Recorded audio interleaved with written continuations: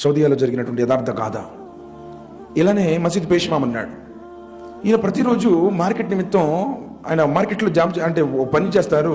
ఫజర్ నమాజ్ చదువుకుంటాడు, చదివిస్తాడు, పండితుడు కదా. ఫజర్ నమాజ్ చదివిస్తాడు. జోహర్ నమాజ్ దాకా ఖాళీ అయినా ఎందుకని చెప్పేసి మార్కెట్లో ఏదో చిన్న పని కోసం ఒప్పుకున్నాడు.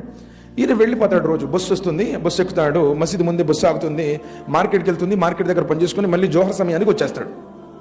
అలానే రోజుట్లాగానే బస్సు వచ్చేసింది, బస్సు ఎక్కి వెళ్ళిపోయాడు. తిరిగి మళ్ళీ జోహర్ టైం అవుతుంది, మరి నమాజ్ చదివించాలిగా పండితుడు. ఆయన మళ్ళీ ఆ బస్సు ఎక్కేసాడు. టికెట్ ఏమో ఫర్ ఎగ్జాంపుల్ అనుకుందాము 5 రూపాయలు, ఇక్కడి నుంచి మార్కెట్ దగ్గరే. 10 రూపాయలు ఇచ్చాడు టికెట్ ఇవ్వమని. అతను ఏం చేశాడంటే 5 రూపాయలు తీసుకోకుండా 4.5 తీసుకొని 5.5 రూపాయలు గురుగారికి ఇచ్చాడు. ఉదాహరణ చెప్తాను. అక్కడ మనకి ఫిల్స్లో ఉంటుంది, అంటే చాలా చిన్న చిన్న పైసలు కూడా ఉన్నాయి. ఇప్పటికి కూడా కువైట్, సౌదీయాలో చిన్న చిన్న డబ్బులు కూడా ఉన్నాయి అన్నమాట. సరే ఏం చేశాడంటే ఈయన చూసుకున్నాడు, గురువుగారు కదా పండితుడు. అరే టికెట్ 5 రూపాయలు అయితే నేను 10 రూపాయలు ఇస్తే నాకు 5 రూపాయలే కదా రావాల్సింది, ఈయనింది 5.5 ఇచ్చాడు, 10 రూపాయలు ఎక్కువ ఉంది కదా అనుకున్నాడు. మనసు ఏమంటుందంటే బస్సు డ్రైవరు కండక్టర్ అతనే, బస్సు డ్రైవర్ ఓనర్ కూడా అతనే, కండక్టర్ కూడా అతనే. అంత పెద్ద బస్సు ఉంది, రోజు ఎంతో సంపాదిస్తుంటాడు, 10 రూపాయే కదా లోన్ జేబులు వేసుకో అంటుంది. నఫ్సు ఎమ్మారా ఉంటుంది కదా, ప్రతి వాడిలో ఉంటుందండోయ్ చెడు మనసు. ప్రతి లోన 2 ఉన్నాయి. ఒకటేముందంటే ఇప్పుడు ఫర్ ఎగ్జాంపుల్ ఏదైనా ఒక వస్తువు కనపడింది అనుకోండి, ఒకటి అంటుంది ఎవరు చూడట్లేదులే, కానీ చెడు అంతరాత్మని శైతాను ప్రలో పెడుతుంది.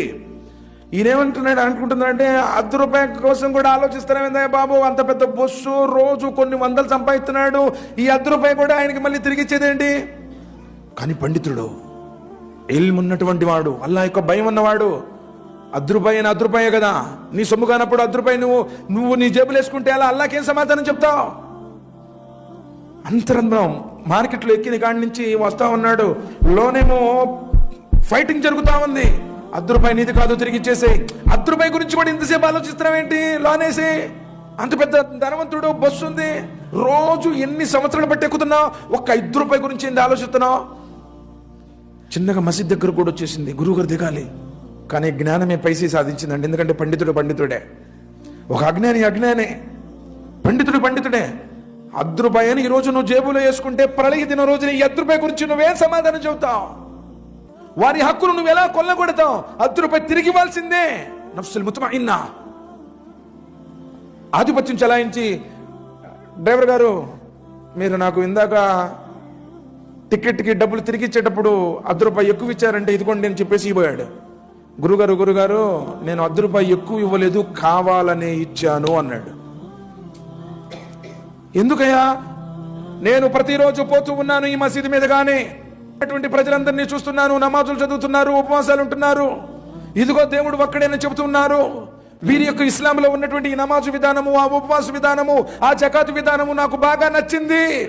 సృష్టికర్త ఒక్కడే అన్నటువంటి విషయం బాగా అర్థమైపోయింది. ఇస్లాం ధర్మం మీద నాకు అభిమానం కలిగింది.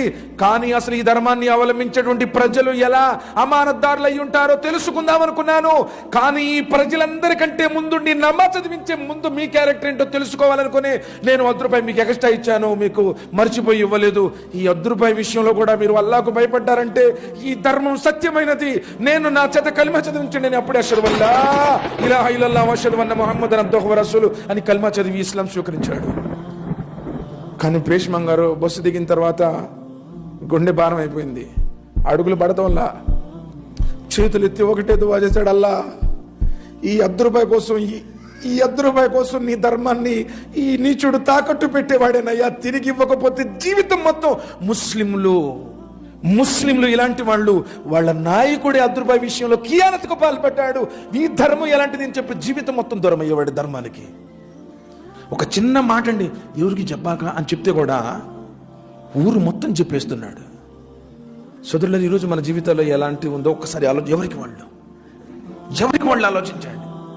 ఎంతవరకు మన దగ్గర అమానతం ఉంది?